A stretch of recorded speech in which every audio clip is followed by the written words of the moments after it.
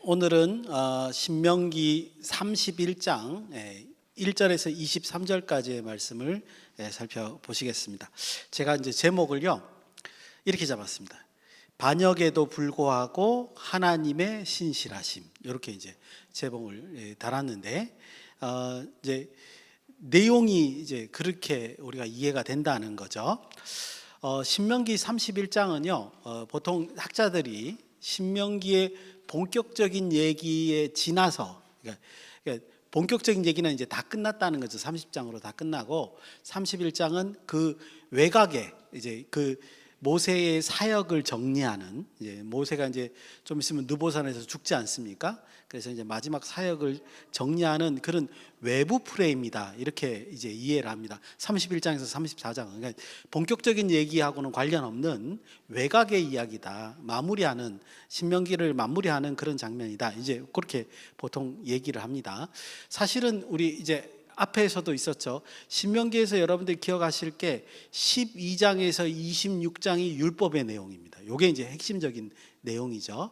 근데 그 앞에 1장에서 11장까지 뭘 하느냐 하면 그 율법의 내용을 광야 2세대들에게 잘 전달하기 위해서 앞에 모세가 이제 하나님의 은혜를 설명하고 어떤 이 율법이 정당성이 있다는 걸 설명하고 이런 장면들이 이제 등장하죠. 대표적으로 신명기 1장에서 3장이 역사를 회고하는 장면이에요. 하나님이 이제까지, 그러니까 출애굽부터 이스라엘 백성들에게 어떤 은혜를 허락하셨다, 이런 걸 막 들려줘요. 그래서 그 들려주는 목적이 뭐냐 하면, 너희가 좀 있으면 요단을 건너가서 하나님의 이 율법을 가지고 거기서 신앙생활하고 하나님 나라를 이룰 텐데, 여러분도 아시다시피 요단강을 건너는 것도 쉽지 않고 건너가서 정착하는 것도 쉽지 않고 정착해서 또 그 가나안 족속과 전쟁하는 것도 쉽지 않은 거죠. 이 굉장히 어려움이 있는데 하나님께서 이런 역사하시고 명령하신 걸 보니까 충분히 그분을 신뢰할 만하다,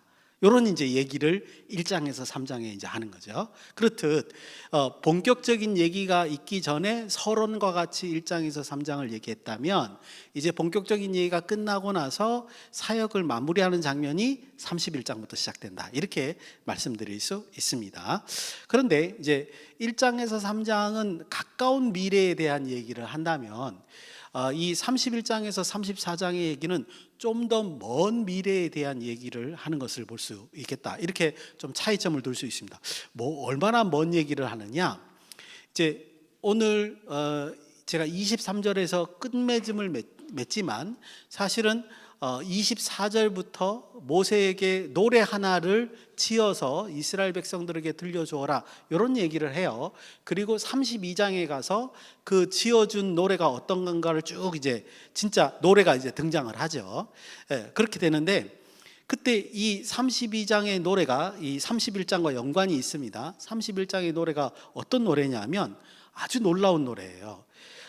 이스라엘 백성들이 가나안 땅에 들어가자마자 어떻게 하냐면 좀 있으면 반역한다는 거예요. 하나님께 반역한다는 얘기고, 그 반역을 할 거를 하나님이 알고 계셔서 들어가기 전에 광야 2세대들에게 이 노래를 들려주고 이 노래가 회자되게 하고 다음 세대에 전달되고 난 다음에 그들이 나중에 하나님을 반역한 후에 자기도 모르게 옛날부터 들려오던 이 노래를 할 때 이거 우리한테 하는 얘기네, 반역한 우리에게 하는 얘기인데 그걸 깨닫게 해주는 그런 노래라는 거예요. 놀라운 거죠, 그죠? 그래서 오늘 23절에 보면요, 23절까지 내용을 보면 이 반역하는 노래를 왜 지어주는지 그 이유를 이제 설명해 놨습니다. 오늘 그 이유까지만 같이 말씀을 나눠 볼 겁니다. 그러니까 사실은 이런 얘기를 말씀드리고 나면 이걸 느끼죠. 야, 하나님의 사랑이 대단하다. 이들이 반역할 것도 이미 아시는데, 요단강을 아직 건너기 전입니다. 요단강을 건너기도 전에 이미 그들이 어떤 일을 벌일까를 아는데도 불구하고 하나님께서 지금 이제 이런 노래를 지어서 그들이 그 노래를 듣고 깨달아서 하나님께 돌아올 수 있게끔 그런 사랑을 베풀어 주시는구나, 하나님의 신실하심이 대단하시구나, 이런 걸 이제 느끼게 해준다라는 거죠. 그런 입장에서 오늘 1절에서 23절을 한번 살펴보겠다, 이런 말씀입니다. 오늘 본문은 대략 세 단락으로 나눠집니다. 1절에서 8절은 리더십이 이제 그 이스라엘 이끄는 사람이 모세에서 여호수아로 바뀐다는 그런 얘기가 등장하고요. 9절에서 13절을 보면 제7년 면제년 초막절에 앞에 율법이 12장에서 26장까지입니다. 그 율법을 그 7년 면제년 초막절에 항상 이제 다음 세대에게 들려주어라, 이렇게 하는 이제 명령하는 장면이 이제 등장을 하고요. 14절에서 23절은 금방 말씀드린 대로 한 노래를 지어서 들려주는 이제 이유, 그 목적을 이제 설명하고 있는 것을 우리가 볼 수 있습니다. 그래서 이제 32장에서 이 노래가 이제 이어지는 거죠. 그래서 지금 제가 이렇게 살짝 요약했는데 어떻게 들리세요? 귀로 들리시기에는 요약을 해본데 전혀 다른 사건 세 개가 이렇게 연결된 것 같죠. 그런데 이 다른 사건 세 개가 앞에서 말씀드린 대로 하나님의 사랑이 얼마나 이 점철되어 있는가를 모세가 이제 설명하는 것이다, 이렇게 말씀드릴 수 있겠습니다. 한번 이제 각각 한번 보시겠습니다. 첫 번째 단락 1절에서 8절입니다. 모세의 리더십이 여호수아로 넘겨진다. 뭐 한마디로 요약하면 이렇게 1절에서 8절을 요약할 수 있습니다. 그런데 조금만 더 생각을 해보면요, 여호수아에게 그 이스라엘 백성을 지도하는 게 넘겨진다는 얘기가 처음 나오는 얘기가 아니잖아요. 그렇죠? 민수기 27장에 이미 등장했습니다. 그리고 더더군다나 신명기 3장에도 이 얘기가 나옵니다. 그러니까 굳이 지금 이 얘기를 하지 않아도 이스라엘 백성들은 알고 있는 사실이에요. 그런데 모세가 지금 사역을 마무리하면서 이 얘기를 또 꺼내는 의도가 있지 않겠냐는 거죠. 제가 생각할 때 이제 특별한 의도가 담겨져 있다는 겁니다. 그러니까 오늘 말씀을 읽을 때는 그 모세의 특별한 의도를 캐치해내야 된다는 게 이제 제 생각이라는 거죠. 도대체 어떤 의도가 있느냐? 제가 한번 살펴보니까 두 가지 의도가 있는 것 같이 보입니다. 이제 다를 읽을 수는 없고요. 오늘 이제 선택된 구절들만 같이 읽어보겠습니다. 먼저 3절입니다. 의도를 생각하면서 한번 같이 읽어보시기 바랍니다. 신명기 31장 3절 읽겠습니다. 시작. 여호와께서 이미 말씀하신 것과 같이 내 하나님 여호와께서 너보다 먼저 건너가사 이 민족들을 내 앞에서 멸하게 하시고 내가 그 땅을 차지하게 할 것이며 여호수아는 내 앞에서 건너갈지니라. 아멘. 내용상으로는 뭐 그렇게 이해하기 어려운 내용이 아닌데 어떻게 보면 충돌되는 표현인 것 같기도 하고 어떨 때 보면 이걸 통합적으로 생각해야 되는 표현인 것 같기도 하고 두 가지 표현이 서로 이제 다른 얘기가 있습니다. 하나는 뭐냐면 앞에 내 하나님 여호와께서 너보다 먼저 건너가사 라는 말이 있고요. 그 다음에 맨 마지막에는 여호수아는 네 앞에서 건너갈지니라, 이렇게 돼 있죠. 그러니까 하나님이 앞서가고 여호수아도 앞서고 이게 지금 어떻게 된다는 얘기인가? 뭐 충돌적으로 해석할 수도 있겠지만 이거를 이제 분명히 하나님 말씀이니까 통합적으로 이해를 해야 되겠죠. 그래서 통합적으로 한번 생각해 보면 이 두 표현이 모순되지 않는다는 거예요. 그럼 어떤 뜻이냐? 먼저 가나안 땅을 들어가서 가나안 족속을 멸하시고 그 땅을 차지하실 분이 누구라는 거예요? 하나님이시라는 거예요. 그 얘기죠. 그 다음에 이스라엘 백성 앞에서 먼저 앞에 서서 이스라엘을 이끌고 갈 사람이 누구라는 거예요? 여호수아라는 거예요. 이렇게 통합적으로 우리가 이해해 볼 수 있다는 겁니다. 왜냐하면 지금 이 메시지를 듣는 3절 메시지를 듣는 사람들은 모세의 말을 이스라엘 백성들이 지금 듣고 있으니까요. 그래서 이 통합적인 메시지는 무슨 뜻이냐면 리더십, 이스라엘을 이끄는 그 주체자는 모세에서 여호수아로 바뀐다는 거예요. 그래서 그러니까 여호수아가 이제 이스라엘 백성을 이끌고 나간다는 거죠. 바뀌지만 실제적으로 가나안 땅을 정복하고 그 모든 역사를 이끄는 사람은 누구라는 거야? 하나님이시라는 거예요. 그러니까 인간의 리더십, 그 사람이 리더자 혹은 청직이 뭐 어떻게 불러도 상관없습니다만 그 사람이 모세에서 여호수아로 바뀌었다 하더라도 실제적인 이 전체의 리더십은 누가 이끌어 가신다고요? 하나님이 이끌어 가신다는 거예요. 그러니까 사람이 바뀌어도 문제가 전혀 없다. 이게 지금 이 3절의 메시지라는 거죠. 3절이 강조하는 건요, 이스라엘 너희들은 들어라. 지금 여호수아로 리더십이 바뀌지만 전혀 염려할 거 없다. 왜냐하면 이 모든 걸 주관하는 것은 하나님이시기 때문이다. 오직 하나님께만 달려있다. 이렇게 이제 우리가 묵상해 볼 수 있다는 겁니다. 여러분들 성도의 삶도 마찬가지라는 거예요. 환경이 아무리 변한다 하더라도 환경이 우리 살다 보면 급격하게 변할 때가 있잖아요. 예상치 못한 일이 확 변할 때가 있잖아요. 그래도 우리 성도들은 중요한 게 뭐예요? 누구를 의지하는 거예요? 하나님을 의지하는 것은 변함이 없다는 거예요. 이걸 아주 단적으로 이제 보여주는 거죠. 여러분들 금방도 제가 앞에 서론적으로 설명을 드렸지만 요단강을 건너서 요단 서편으로 가서 정착하고 전쟁을 치르는 건 어마어마한 일입니다. 그런데 갑자기 지도자가 바뀐대. 백성들 생각할 때 어떻게 생각하겠어요? 이거 뭐야 도대체 이거 우리 제대로 할 수 있겠어? 그렇게 생각할 거 아니에요, 그죠? 그럼에도 불구하고 이 첫 번째 메시지는 모세가 이 말을 하는 이유는 뭐야? 걱정 없다. 이 모든 거는 하나님이 이끌어 가신다. 이런 얘기를 하고 있는 거라는 말이죠. 자, 두 번째 강조점입니다. 두 번째 강조는 7절에서 8절 말씀입니다. 역시 31장 7절에서 8절 같이 읽겠습니다. 시작. 모세가 여호수아를 불러 온 이스라엘의 목전에서 그에게 이르되 너는 강하고 담대하라. 너는 이 백성을 거느리고 담대하라. 너는 이 백성을 거느리고 여호와께서 그들의 조상에게 주리라 맹세하신 땅에 들어가서 그들에게 그 땅을 차지하게 하라. 그리하면 여호와 그가 내 앞에 가시며 너와 함께하사 너를 떠나지 아니하시며 버리지 아니하시리니 너는 두려워하지 말라. 놀라지 말라. 아멘. 7절 8절 내용을 보니까 앞에 있는 3절과 뭐 크게 다른 것 같지는 않습니다. 그러니까 여호수아에게 이걸 맡기고 네가 이제 하나님과 이스라엘 백성이 약속한 대로 이제 잘 이끌어가면 하나님이 함께 하신다. 뭐 이런 내용으로 들립니다. 그런데 이 두 번째 강조점은, 그러니까 다시 말해서 모세가 왜 여호수아로 리더십이 바뀌는 것을 또 이스라엘 백성에게 얘기하냐. 그 강조점은 뭐냐 하면요, 여호수아에게 용기를 준다는 거죠. 여기 보면 담대하라 두려워하지 말라. 여러분들 생각해 보십시오. 여호수아가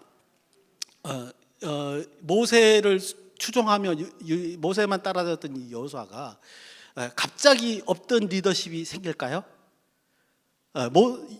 여호수아는 요단 서편을 건너가서 정착도 시켜야 되고 전쟁도 치러야 되는 일을 다 담당하게 되는데 갑자기 용기가 생기겠냐 이게. 내용을 보니까 그렇지 않은 것 같다는 거예요. 그랬을 때 모세가 뭐라는 거예요? 여호수아에게 걱정하지 마. 네가 하나님과 이스라엘 백성이 약속한 대로, 하나님이 명령하신 대로 그걸만 잘만 따라가면 하나님이 너하고 함께 하셔서 모든 일이 다 이루어질 거야. 그러니까 걱정하지 말고 담대하고 두려워하지 말라. 이렇게 모세가 용기를 주고 있다. 이런 말인 거죠. 두 번째 강조점은 그 부분이라는 겁니다. 여러분들 근데 보시면 본문 23절, 그러니까 지금 31장 23절에 보면요, 또 등장합니다. 여호수아에게 두려워하지 말라, 담대하라, 이런 말이 또 등장합니다. 여러분들 근데 이번에는 누가 말씀이냐, 금방 제가 읽은 7절 8절은 누가 하는 거예요? 모세가 여호수아에게 얘기하는 거였고요.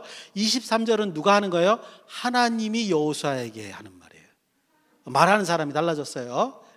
그러고 난 다음에 또 여호수아서 1장 1절에서 9절을 보면 그다음 이제 여호수아서 1장은 모세가 죽고 난 다음에요. 모세가 죽고 난 다음에 또 하나님께서 여호수아에게 두려워하지 말라, 담대하라, 또 똑같은 말씀을 하세요. 그러니까 여호수아에게 두려워하지 말라, 담대하라는 말을 3번에 걸쳐서 하고 있다. 그럼 여러분 생각해 볼 필요가 있어요. 왜 모세나 하나님은 여호수아에게 이렇게 용기를 여러 번에 반복적으로 용기를 불어주는 말씀을 하실까? 이거를 성도의 신앙생활로 빗대어서 보면요, 이런 겁니다. 지속적인 약속을 통해서 하나님은요, 성도에게 담대함과 용기를 줘서 불확실한 미래를 담대하게 마주할 수 있도록 그렇게 역사하신다는 거예요. 여러분, 성도라고 해서 미래의 일을 예견할 수 있는 게 아니에요, 그죠? 믿음 생활 잘한다고 해서 미래의 일을 우리가 알 수 있습니까? 하나님이 그렇게 하지 않으셨어요. 왜냐하면 교만해질까봐, 우리가 미래 이야기를 알면 교만해질까봐 특별한 일 아니면 미래 얘기를 알려주지 않으세요. 그렇죠?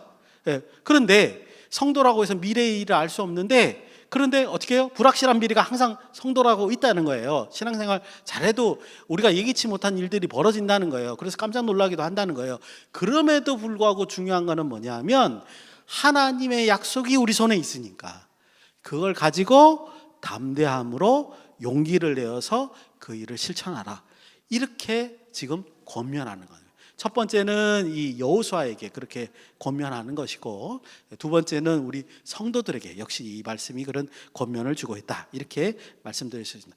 이게 두 번째 강조점입니다. 그래서 모세가 일부러 이제 리더십이 모세에서 여호수아로 바뀐다는 얘기를 그래서 꺼내내고 있다라는 거죠. 두 번째 단락입니다.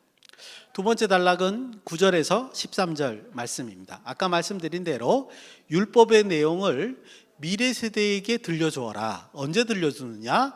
제7년 면제년 초막절에 이제 이 얘기를 들려줘라. 이렇게 이제 명령하고 있는 장면입니다.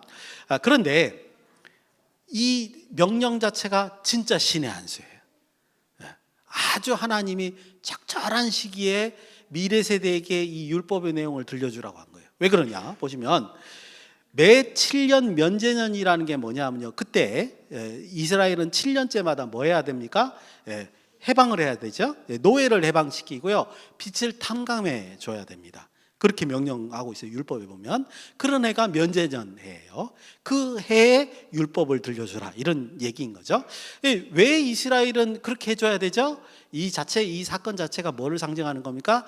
애굽에서 이스라엘을 구원해낸 하나님의 그 기적적인 역사를 생각나도록 하기 위한 장치다. 우리가 이렇게 이해할 수 있습니다. 그러니까 면제년은 하나님의 구원의 은혜를 기억나게끔 하는 그런 장치이다. 7년에 한 번씩은 그러라는 거죠. 그리고 두 번째, 초막절. 초막절은요, 이스라엘 절기의 제일 마지막입니다.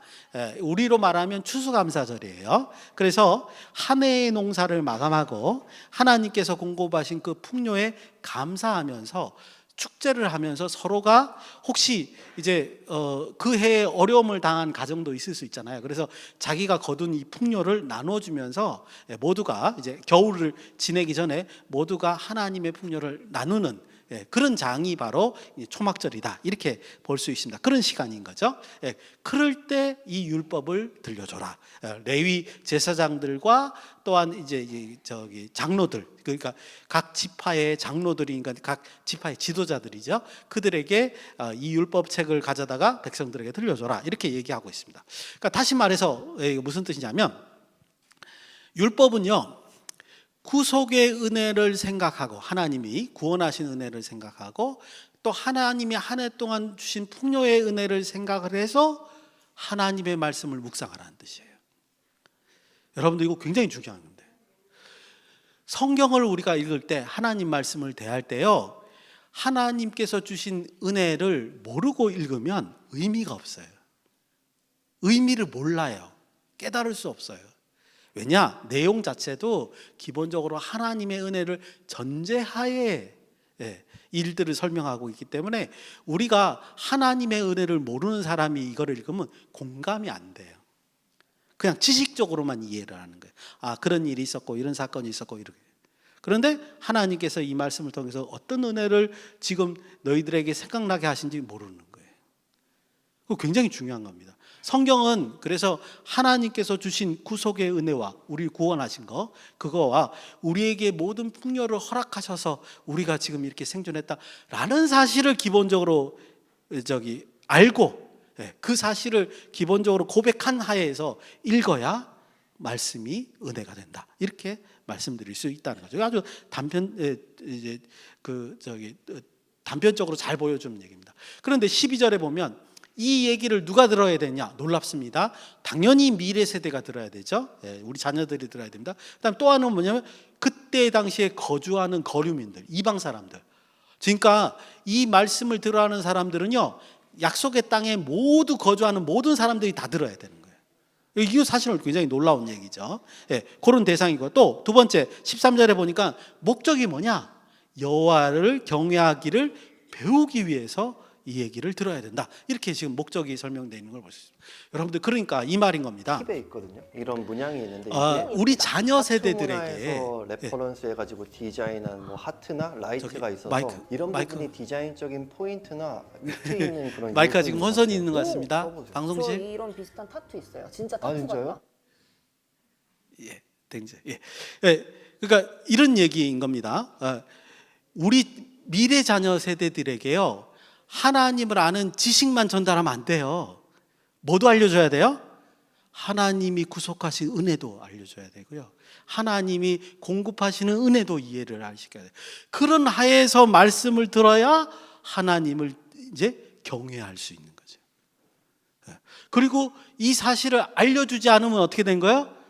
우리끼리만 신앙생활 잘하고 끝나면 아무런 소용이 없는 거예요. 우리 미래 세대는 하나님을 경외할 줄 모르는 거예요. 끝나는 거예요. 교회가 없어지는 거예요. 실제로 이런 이야기는 지금 세계 각처에서 지금 벌어지고 있습니다. 그리고 성경에서도요, 성경에 놀라운 게 뭐냐면 구약 성경에서 이스라엘 백성이 약속의 땅에 들어갔잖아요. 언제 하나님을 잊어버린 줄 아십니까? 사사기 2장입니다. 굉장히 빠르죠? 예, 사사기 2장 9절에서 10절 보시면 뭐라고 나와 있냐면, 여호수아와 여호수아를 아는 장로들이 다 죽으니까 이스라엘이 하나님을 몰랐더라, 이렇게 되어 있습니다. 그래서 범죄하는 거예요. 예, 절대로 우리는 그렇게 하면 안 되는 거죠. 예, 그래서 아주 중요한 얘기를 하고 있는 거예요. 하나님의 구속의 은혜와 공급하시는 은혜를 깨닫게 하고 하나님을 아는 지식을 주어서, 율법을 주어서, 그래서 하나님을 경외하게 만드는 것, 이거를 우리 다음 세대에게 전달해야 된다, 이렇게 설명하고 있는 것을 볼 수 있습니다. 마지막 세 번째 단락 23절까지 제가 끊었습니다. 원래는 23절까지 그 노래를 지어주는 이유나 목적이 등장을 하고요, 24절부터 실제로 이제 그것을 들려주는 얘기가 시작되고 32장까지 이제 연결이 됩니다. 32장에 가면 그 노래의 내용이 이제 아예 등장하게 되어 있죠. 그래서 이제 오늘은 이제 너무 길기 때문에 제가 노래를 들려주는 이유 요까지만 이제 잘라서 23절까지만 보시게 될 텐데, 노래를 들려주는 이유가 아까 처음에 모두에 제가 말씀을 드렸지만 너무 놀랍습니다. 이게 너무 기가 막히는 거죠.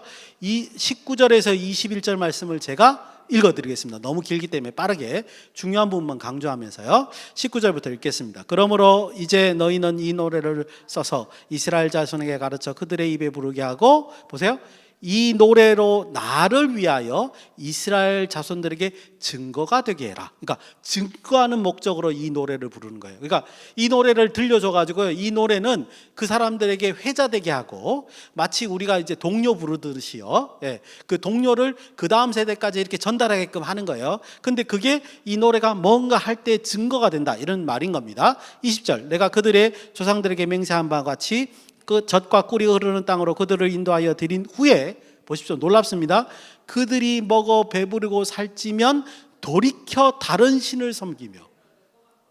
놀랍죠? 그들이 들어가서 젖과 꿀이 흐르는 땅에서 풍요를 누렸는데 오히려 하나님을 배신하는 겁니다. 예. 나를 멸시하여 내 언약을 어기리니.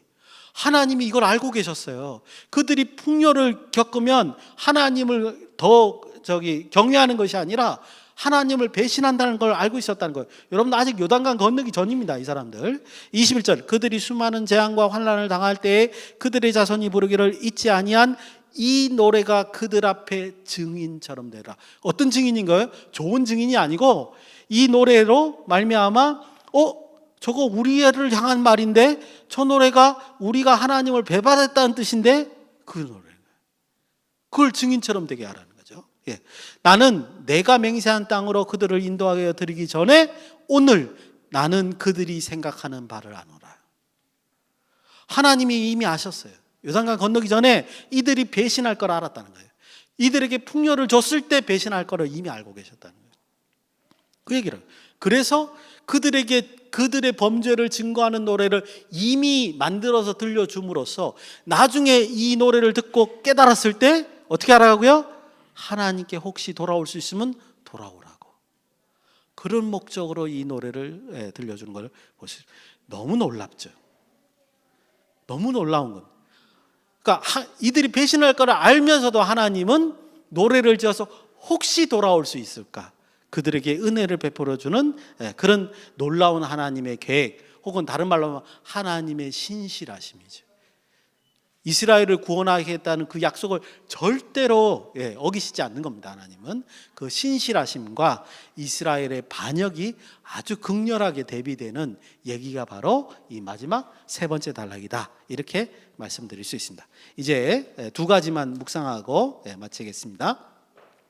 오늘 말씀 가운데 우리는 이제 하나님의 놀라운 계획과, 그리고 그들이 배신함에도 불구하고 하나님이 베푸시는 사랑, 이런 것을 이제 확인할 수 있었습니다.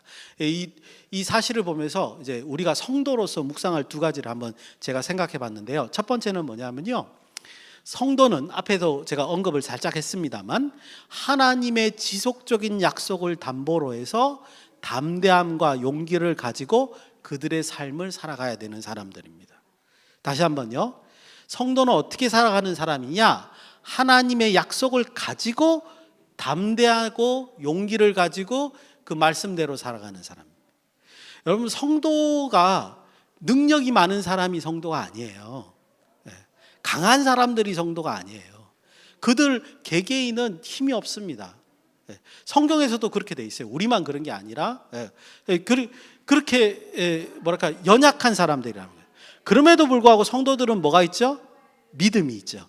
근데 이때 이 믿음이라고 하는 것은 뭐냐 하면 하나님의 약속에 근거해서 하나님의 공의와 자비와 정의를 실현해 나가는 사람들이에요. 도대체 이 사람들은 힘도 없는데 어떻게 이게 실현해 나가느냐? 그 목적이, 근거가 어디 있다고요? 하나님의 약속에 있다는 거죠. 그래서 하나님은 지속적으로 성도들에게 뭐를 알려줘요? 그 약속을 들려주는 거예요. 오늘 본문의 여호수아 같이 여호수아가 담대하게 이 큰 일을 감당하도록 그 약속을 들려주고, 네가 이렇게 하나님 명령대로 하면 그 땅을 차지하게 할 것이다, 정착하게 할 것이다, 이런 약속을 드려요. 그래서 똑같이 성도는 하나님의 함께 하심을 믿고 그 담대함을 가지고 이 세상의 어려운 일들을 두려움 없이 헤쳐나가는 그런 사람들이 성도고, 그게 바로 믿음이다, 이렇게 말씀드릴 수 있습니다. 두 번째요, 성도의 삶에, 이렇게 살아가는 삶의 중요한 면이 여기서 또 하나 발견되는데 뭐냐 하면요, 이렇게 말씀 먼저 드리겠습니다. 성도의 삶은 곧 하나님의 신실하심을 증명하는 삶이어야 된다. 이게 무슨 말이냐? 여러분들 보십시오. 만약에 여호수아가 하나님의 말씀을, 지속적인 약속의 말씀을 듣고도 그것이 두려워서 실천하지 않았다면, 이스라엘 백성을 이끌고 요단강을 건너지 않았다면 성경에 있는 뒤에 얘기가 있을까요, 없을까요? 물론 이런 가정은 좋은 가정은 아닙니다. 있을까요, 없을까요? 안 되잖아요. 즉 무슨 말이냐면 성도의 삶이, 그러니까 우리가 그냥 믿음을 가지고 있습니다라고 외치는 거는, 그거는 온전한 게 아니라는 거예요. 그게 다가 아니라는 거예요. 그 믿음을 가지고 있습니다라는 걸 뭐로 보여줘야 돼요? 삶으로 보여줘야 돼요. 왜냐? 그 삶이 모여서 뭐가 되는 거예요? 하나님의 신실하심을 드러내는 도구가 되기 때문이에요. 여기서 하나님의 신실하시는 걸, 약속한 것 반드시 지킨다는 거. 그러니까 세상 사람들은요, 성도들이 하나님 말씀대로 살아서 그 하나님의 약속이 지킨다는 걸 보여주기 전에는 모른다는 거예요. 세상 사람들 알 길이 없어요. 하나님이 있는지, 하나님이 신실하신지 모른다는 거예요. 그래서 성도의 삶이 그 신실하심을 드러내는 게 굉장히 중요하다는 겁니다. 말로만 하는 게 아니라 그냥 약속을 믿고 그래 이렇게 해야지, 이렇게만 하는 게 중요한 게 아니라 그거를 삶으로 드러내줘야 된다는 거예요. 그래서 하나님께서 신실하신 역사를 하신다는 걸 세상 사람들한테 알리는 게 굉장히 중요하다. 안 그러면 알 길이 없다. 여러분들, 하나님이요, 능력이 없으셔서 우리에게 그걸 맡긴 게 아니고요, 그렇게 함으로써 두 가지 목적을 갖는 거죠. 첫 번째, 성도가 그렇게 하나님 뜻대로 살기를 원하시는 거고요. 두 번째, 그 삶을 통해서 세상 사람들이 하나님을 인식하기를 원하기 위해서 일부러 하나님께서 직접 역사하지 않고 성도들을 통해서 역사하는 것이다, 이렇게 말씀드릴 수 있습니다. 그래서 이 말씀을 잘 이해하시고 이 하나님의 말씀대로 실천을 하셔서 하나님의 신실하심을 드러내시는 저와 여러분이 되시기를 예수님의 이름으로 축원드립니다. 기도하시겠습니다.